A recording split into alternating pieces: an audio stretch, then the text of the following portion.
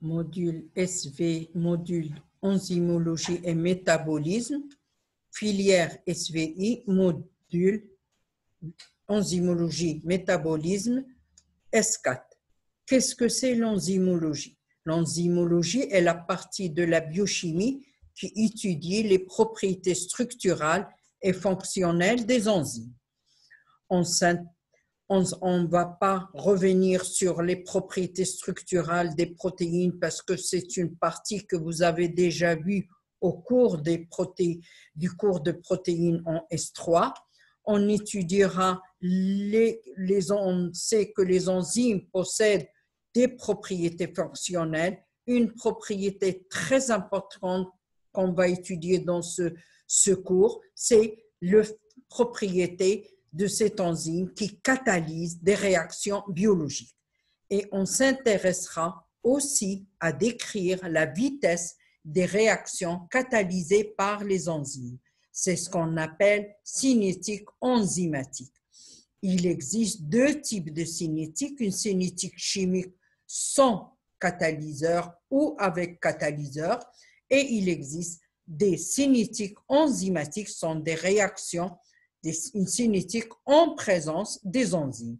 Qu'est-ce que c'est une cinétique? C'est le suivi de l'apparition d'un produit ou la disparition d'un réactif en fonction du temps. C'est ce qu'on appelle la vitesse de la réaction. En ce qui concerne une cinétique chimique, ça veut dire suivi de la vitesse de réaction d'une réaction chimique.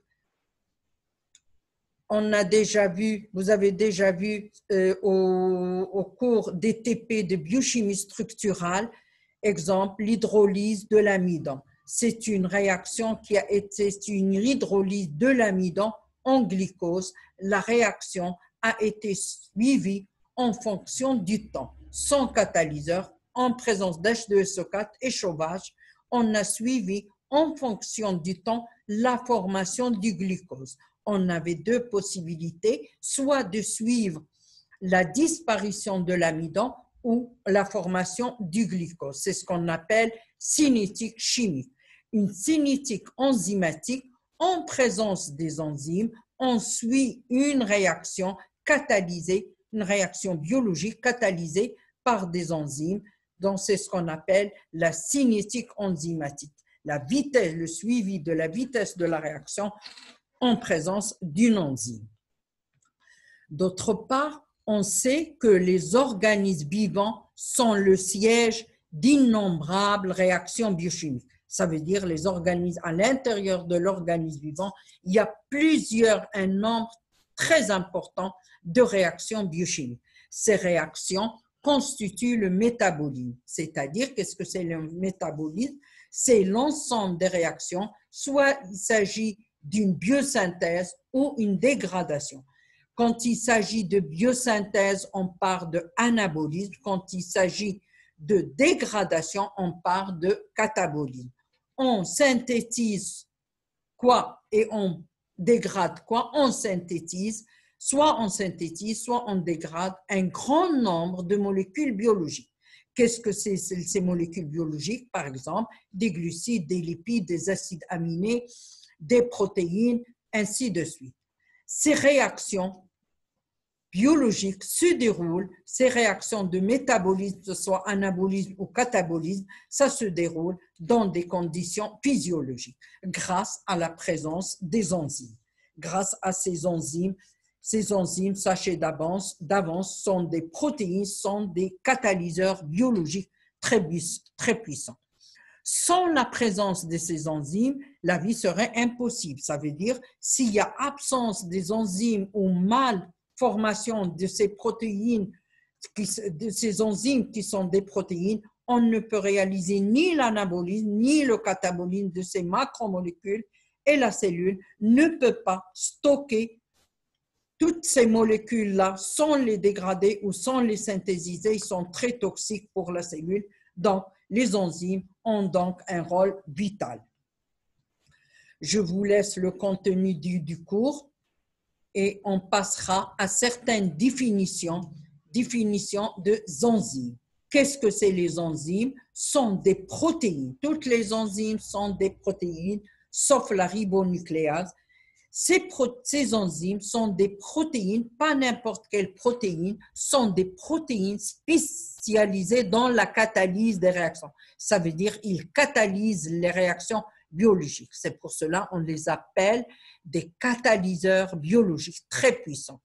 Qu'est-ce qu'ils font ces catalyseurs biologiques? Ils augmentent la vitesse, leurs propriétés essentielles, et ils augmentent la vitesse de la réaction chimique sans en modifier l'équilibre. Les réactifs A plus B qui donneront C plus D qui sont les produits, ces réactions, pour passer des réactifs aux produits en augmentation de la vitesse de la réaction sans en modifier l'équilibre. Les protéines enzymatiques sont synthétisées par des êtres vivants. Cette synthèse est déterminée génétiquement. Je vous avais déjà vu dans les cours précédents la réplication de l'ADN en ARN, la transcription ADN en ARN et l'ARN en protéines, ce qu'on appelle la synthèse protéique. Chaque enzyme est le produit d'expression d'un gène et parfois de deux gènes. D'autres définitions très importantes dans ce module, d'enzymologie, un substrat. Un substrat, qu'est-ce qu'un substrat? Est la molécule qui est transformée sous l'action de l'activité de l'enzyme. Ce substrat intervient dans la réaction biologique catalysée en présence d'une enzyme S plus E qui donnera ES qui donnera produit plus E. Produit plus E, dans le sens de donner, redonner ES est négligeable. Donc S est le substrat, E est l'enzyme, ES est le complexe enzymatique, c'est la liaison entre enzyme et substrat, ce qu'on appelle formation d'un complexe enzymatique pour donner par la suite le produit et libérer le produit qui est P et libérer l'enzyme intacte à la fin de la réaction. Comment elle se passe cette réaction? Elle ne se passe pas directement transformation de S en P, mais elle passe par un état de transition qu'on appelle ES. L'enzyme ROCO, c'est une protéine. Elle possède dans sa structure une place formée ou un endroit constitué de quelques acides aminés. C'est ce qu'on appelle le site actif. L'enzyme reconnaît son substrat, le fixe sur le site actif. Il y a formation enzyme-substrat. Une fois que tout l'enzyme a reconnu le substrat, il y a liaison entre enzyme et substrat et on forme ES, bien l'action catalytique, ça veut dire ES va se transformer par l'activité catalytique de l'enzyme en produit épais. Et l'enzyme est libérée à la fin de la réaction, elle va servir pour d'autres réactions biologiques. Donc, on appelle produit et la molécule qui apparaît au cours d'une réaction catalysée par les enzymes. On rappelle le site actif est la partie de l'enzyme qui fixe le substrat. Elle est formée de quelques acides aminés. L'historique, je vous ai donné l'historique de ces enzymes, comment on a découvert toutes ces enzymes, comme par exemple l'uréase qui catalyse la réaction de l'urée qui se transforme en gaz carbonique et ammoniaque grâce à l'uréase. Et depuis plusieurs enzymes, des milliers d'enzymes ont été décrits et identifiés. Troisième point, on va décrire les propriétés caractéristiques et catalytiques, les propriétés caractéristiques de ces enzymes. Deux propriétés très importantes les enzymes agissent en très faible quantité. Heureusement, car les enzymes, vous savez comment elles coûtent très très cher et si on a besoin de faire plusieurs réactions biologiques en présence des enzymes, ça c'est un point qui est très important, agissent en très faible quantité.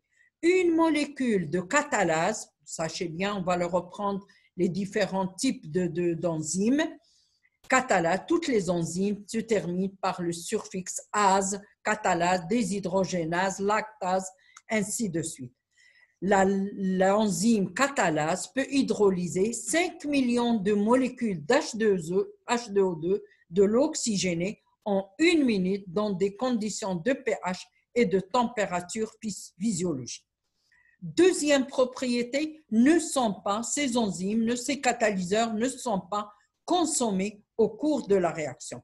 On a ces deux propriétés, agissent en très faible quantité, ne sont pas consommés au cours de la réaction, sont deux propriétés qui sont communes aux catalyseurs biologiques et aux catalyseurs chimiques. Comme c'est écrit, les catalyseurs ils se retrouvent intacts à la fin de la réaction, ils ne sont pas consommés.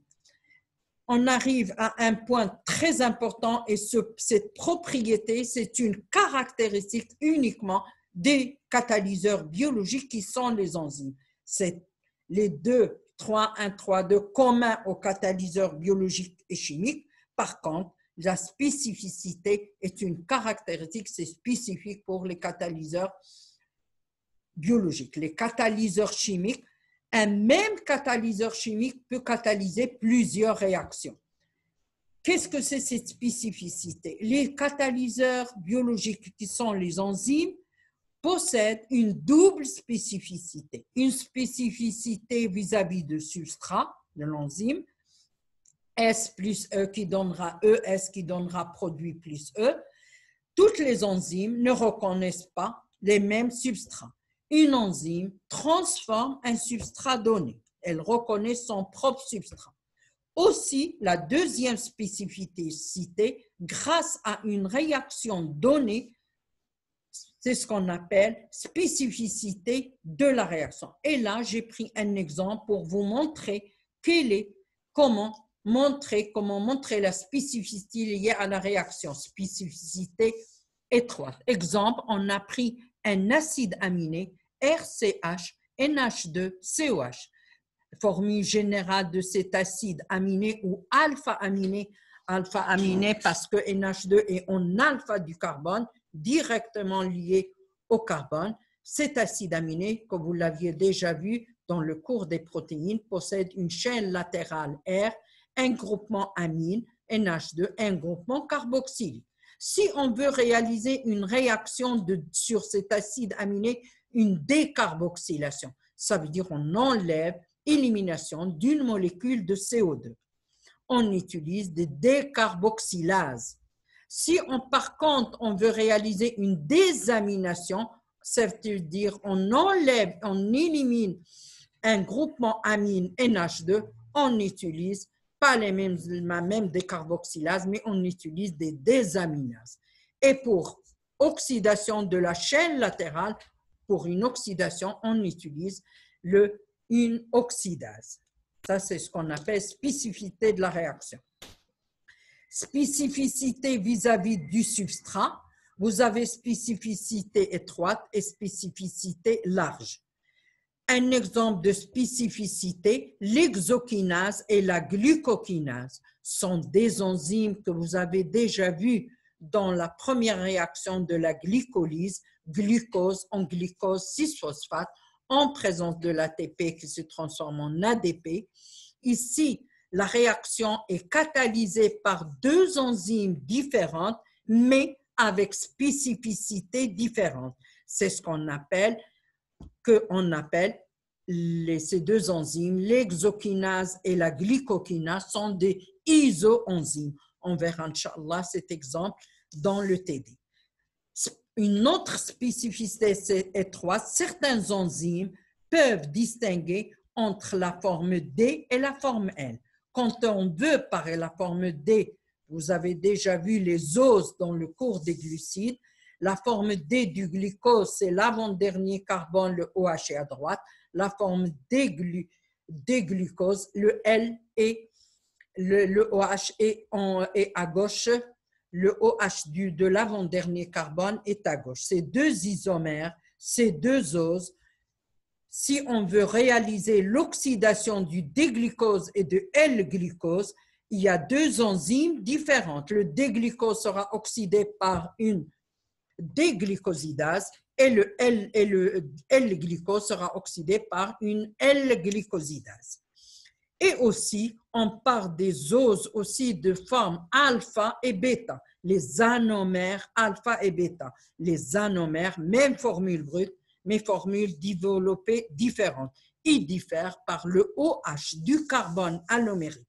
Le alpha, le OH du carbone anomérique est en bas, le bêta, le carbone anomérique est. Donc, ces deux isomères, les enzymes, la alpha-oxydase est différente de la bêta-oxydase. Donc, il y a une stéréospécificité vis-à-vis du substrat.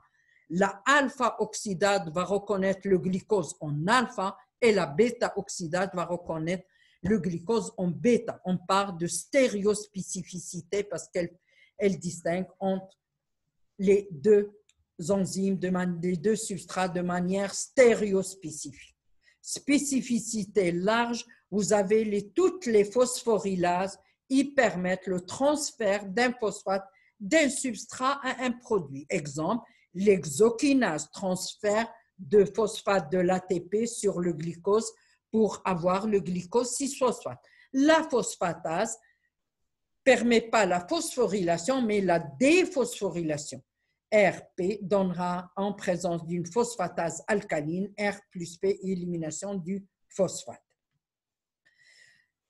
Quatrième point qu'on va étudier, c'est le mode d'action de ces enzymes. Ça veut dire comment ils fonctionnent, ces enzymes, comment ils agissent lors d'une réaction biologique catalysée par les enzymes.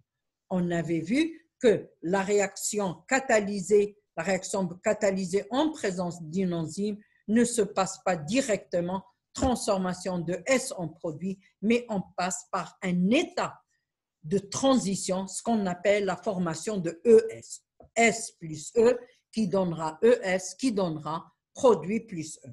Donc, qu'est-ce qu'on a réalisé? Qu'est-ce qu'on a réalisé pour avoir ces trois courbes? On a suivi la quantité d'énergie en fonction du déroulement de cette réaction biologique. Cette réaction, on a dit, elle se passe par un état initial à un état final, mais pas directement. On passe par un état de transition.